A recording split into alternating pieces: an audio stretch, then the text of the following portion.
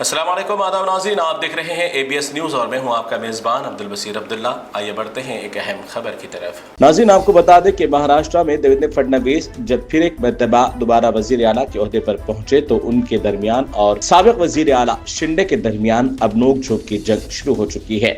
अब एक दूसरे को वो गिराते हुए नजर आ रहे हैं। इसी वजह से अब देवेंद्र फडणवीस की नजर में बहुत ज्यादा चुभने लगे हैं एक नाथ शिंदे को चलते फिरते या फिर कोई और भी दीगर प्रोग्राम के अंदर वो ताने कसते हुए नजर आ रहे हैं और ये खुद जबानी एक नाथ शिंदे ने मीडिया के सामने जाहिर की है। आइए जानते हैं एक नाथ शिंदे का इस मामले पर क्या कहना है। देखिए, क्या कहा पहले आपने कि मुझे हल्के में नहीं ले, ये तो मैंने पहले ही कहा है।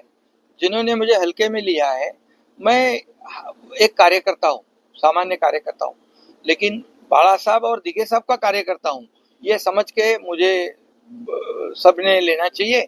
और इसलिए जब हल्के में लिया तो 2022 में टांगा पलटी कर दिया, सरकार को बदल दिया, आम लोगों के मन की सरकार को हमने लाया वहां पर।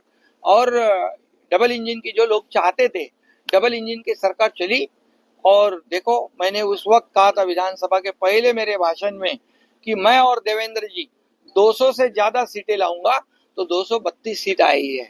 और इसलिए मुझे हल्के में मत लेना, ये इशारा जिनको समझना है वो समझ ले। और मैं मेरा काम करते रहूंगा। रोज आरोप लगा रहे, रोज देखो महाजी शिंदे पुरस्कार मिला, पवार साहब ने पुरस्कार दिया। एक मराठी माणूस को एक पुरस्कार देता है, जो महापराक्रमी महादजी शिंदे, ये बहुत बड़े योद्धा थे, उनके नाम से महादजी शिंदे राष्ट्र गौरव पुरस्कार मेरे जैसे कार्यकर्ताओं को दिया गया। उस पर भी कितनी जलन हो गई। कितने जलोगे, एक दिन तो जलकर खाक हो जाओगे। और इसलिए मैं कहता हूँ कि उस वक्त पवार साहब का भी अपमान किया, जिन्होंने उनको मुख्यमंत्री बनाया था, उनका भी अपमान किया। साहित्यिक लोगों को दलाल कहा, उनका भी अपमान किया। महादजी शिंदे जी, उनके वंशजों का भी अपमान किया। मेरा तो अपमान छोड़ो।